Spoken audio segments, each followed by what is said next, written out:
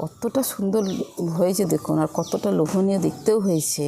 আমি একটুখানি নমস্কার বন্ধুরা, জঙ্গলমহল ভিলেজ ফুডে আপনাদের সকলকে স্বাগত।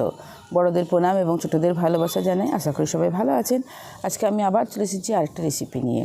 এখন তো বাজারে প্রচুর পরিমাণে আম পাওয়া যাচ্ছে, তো সেই আমেরই একটা মিষ্টির রেসিপি আপনাদের সঙ্গে শেয়ার করব। দুর্দান্ত খেতে হয় এই রেসিপিটা। একবার বানালে আপনাদের বারবার বানাতে ইচ্ছে করবে। আর বাড়িতে থাকা কম উপকরণে এটা বানিয়েও নেওয়া যায়। তাই আমের এই মিষ্টি রেসিপিটি আমি আপনাদের সঙ্গে শেয়ার করব। প্লিজ আপনারা প্রথম থেকে শেষ পর্যন্ত দেখুন।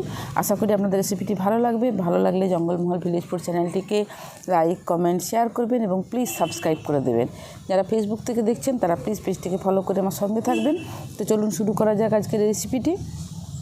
দেখুন, আজকের রেসিপিটির জন্য আমি এখানে নিয়েছি 2টো পাকা আম। আপনারা যেরকম পরিমাপে করবেন সেরকম সাইজের আমগুলো নিয়ে নেবেন। তো প্রথমে আমি আমগুলোকে ভালো করে জলে ধুয়ে নিচ্ছি।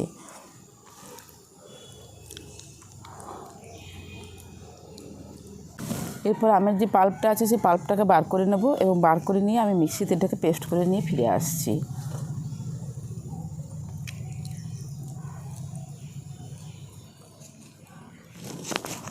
আমের কালারটা কি সুন্দর!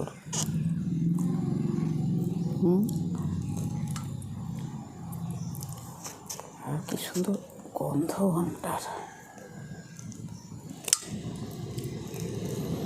ভিতরের কালারটা কি সুন্দর নেই আমটার।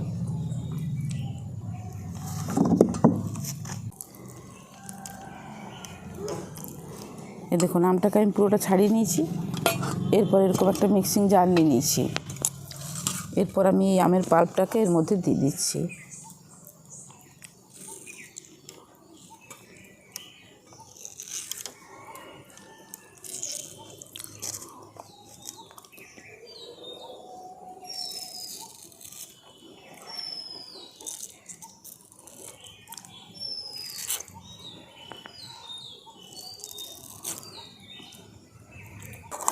আমটাকে আমি খুব সুন্দর করে পেস্ট করে নিয়ে চলে এসেছি।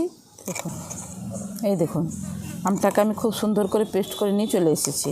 এরপরে রেসিপিটির জন্য লাগবে আমাদের পাউরুটি। দেখুন, আমি এখানে 6 পিস পাউরুটি নিয়ে নিয়েছি। আপনারা আপনাদের পরিমাপ বুঝে পাউরুটিটা নিয়ে নেবেন, কম বেশি করে নিতে পারেন। এরপর আমি পাউরুটিগুলোকে 4টে টুকরো করে কেটে নিচ্ছি।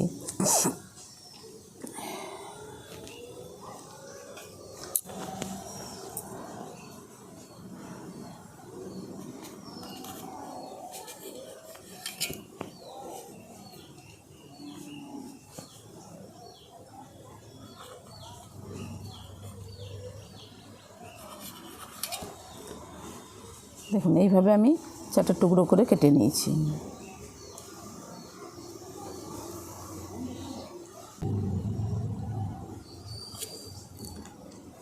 দেখুন, পিসগুলোকে আমি সব খুব সুন্দর করে কেটে নিয়েছি। এরপর আমি উনুনটা ধরিয়ে দেবো। দেখুন, মিষ্টিটি তৈরি করে নেওয়ার জন্য উনুনটা ধরিয়ে দিয়েছি। এবার কড়াটা বসিয়ে দিচ্ছি। দেখুন, কড়াটা গরম হয়ে গেছে। আর কড়ার মধ্যে দিয়ে দিচ্ছি দেশি গাওয়া ঘি।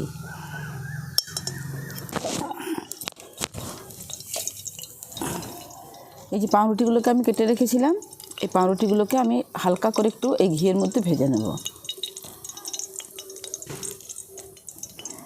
আপনারা ইচ্ছে করলে না ভেজেও করতে পারেন, কিন্তু এই ঘিয়ের মধ্যে ভাজার ফলে কী হবে, এটার টেস্টটা কিন্তু অনেকাংশে বেড়ে যায়। খুব হালকা, সামান্য দুবার খালি নাড়াচাড়া করেই আমি এগুলোকে নামিয়ে নেব।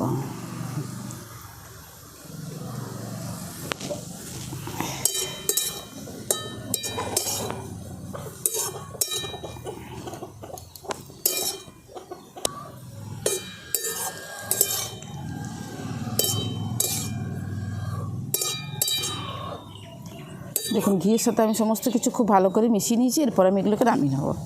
খুব বেশিক্ষণ ভাজার কোনো দরকার নেই।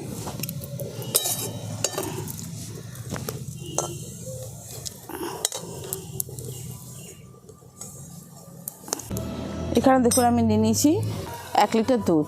এই দুধটাকে আমি এই কড়ার মধ্যে দিয়ে দিচ্ছি।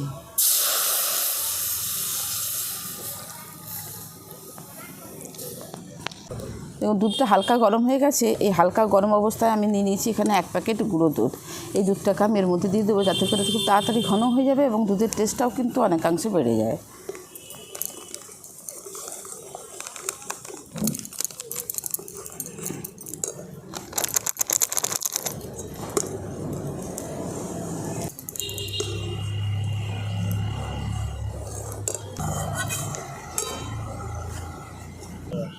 দেখুন দুধটাকে খুব ভালো করে বেশ খানিকক্ষণ ধরে আমি ফুটিয়ে নিয়েছি। এরপর আমি এর মধ্যে দিয়ে দিচ্ছি হাফ বাটির মতো চিনি। আমটার মিষ্টির উপর নির্ভর করবে যে কতটা পরিমাপে চিনি দিতে হবে। যদি খুব মিষ্টি হয় কম দেবেন, আর যদি বেশি একটু টক টক ভাব থাকে তাহলে একটু বেশি মিষ্টি লাগবে। দেখুন দুধটাকে বেশ খানিকক্ষণ ফুটিয়ে আমি ঘন করে নিয়েছি। আর দেখুন ঠিক এই রকম ঘনত্বটা হবে। দেখুন এই রকম করে ঘন করে নিতে হবে। দেখুন এইভাবে। এরপর এটাকে আমি নামিয়ে নিচ্ছি।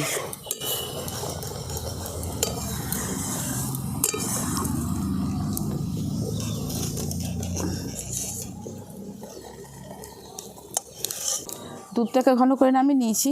এরপর কড়াটা পরিষ্কার করে কড়াটা আবার বসিয়ে দিয়েছি। আমি এরপরে যে আমের পাল্পটা তৈরি করে রেখেছি, আমের পাল্পটা দিই।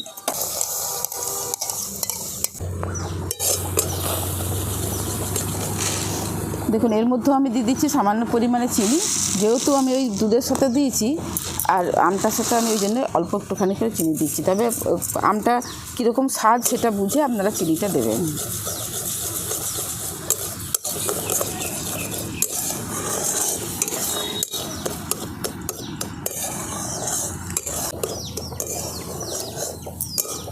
চিনিটা দেওয়ার পর আমের পাল্পটাকে আমি বেশ খানিকক্ষণ ধরে নাড়িয়ে নিয়েছি। এরপর আমি এটাকে নামিয়ে নিই।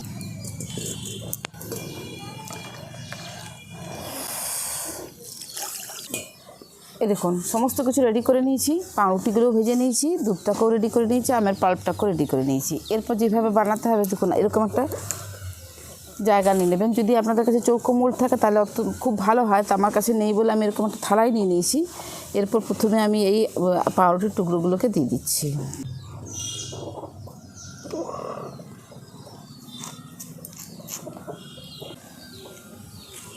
দেখুন এইভাবে প্রথমে আমি থালার মধ্যে প্রথমে পাউরুটিটাকে সাজিয়ে নিয়েছি। এরপর আমি কী করবো, এই যে আমের যে পাল্পটাকে চিনি দিয়ে রেডি করে রেখেছি, এই আমের পাল্পটা আমি এর উপরে দিয়ে দেবো। তো বন্ধুরা এত সুন্দর এই মিষ্টি রেসিপিটা হয়, তা আপনারা যদি একবার না বাড়িতে বানিয়ে খেলে আমের সিজনে, কিন্তু অন্ততপক্ষে একবার হলেও এটা বানিয়ে খেয়ে দেখবেন। এতটা সুন্দর খেতে লাগে না।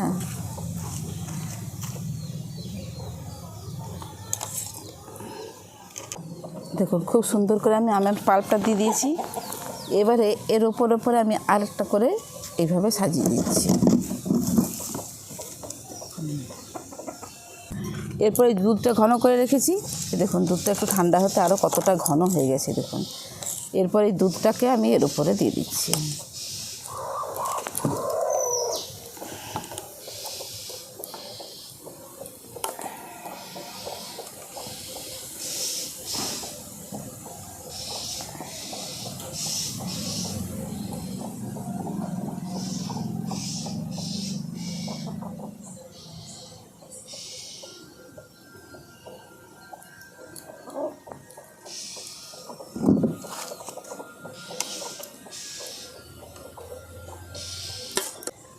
কি সুন্দর এমনিতেই দেখতে লাগছে না?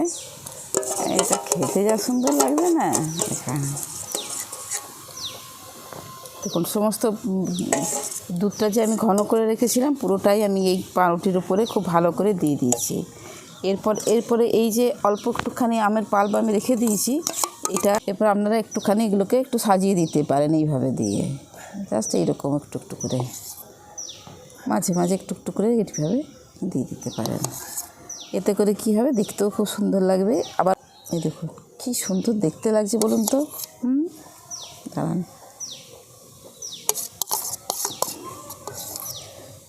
এইভাবে আপনারা একটু সাজিয়ে দিতে পারেন। দেখুন তৈরি হয়ে গেল পাউরুটি দিয়ে আমের দুর্দান্ত স্বাদের একটা মিষ্টি রেসিপি। আর দেখতে কতটা সুন্দর হয়েছে দেখেছেন, আর খেতেও কিন্তু দুর্দান্ত হয় খেতে। তো বাড়িতে কেউ এলে এইভাবে যদি বানিয়ে দেওয়া যায় দারুণ লাগবে খেতে।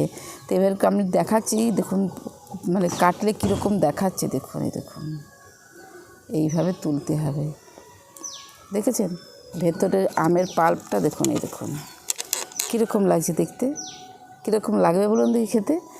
দুর্দান্ত স্বাদের খেতে হবে মিষ্টিটা। এই দেখুন কতটা সুন্দর হয়েছে দেখুন, আর কতটা লোভনীয় দেখতেও হয়েছে। আমি একটুখানি খাই।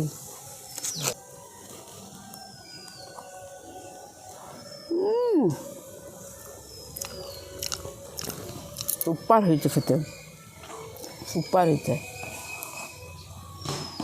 এই আমের সিজনে এরকম একবার মিষ্টি বানিয়ে বাড়িতে খেয়ে দেখতে পারেন, দুর্দান্ত খেতে হয়েছে। তো আজকের রেসিপি আপনাদের কীরকম লাগলো অবশ্যই কমেন্টে জানাবেন, বাড়িতে বানিয়ে খেয়ে দেখবেন। ভালো লাগলে জঙ্গলমহল ভিলেজ ফুড চ্যানেলটিকে লাইক, কমেন্ট, শেয়ার করবেন এবং প্লিজ সাবস্ক্রাইব করে দেবেন। যারা ফেসবুক থেকে দেখছেন তারা প্লিজ পেজটিকে ফলো করে সঙ্গে থাকবেন। প্রত্যেকেই ভালো থাকবেন, সুস্থ থাকবেন, সাবধানে থাকবেন। আজকের ভিডিওটা আমি এখানেই শেষ করছি। আবার আপনাদের সঙ্গে দেখা হবে পরবর্তী আরেকটি ভিডিওতে।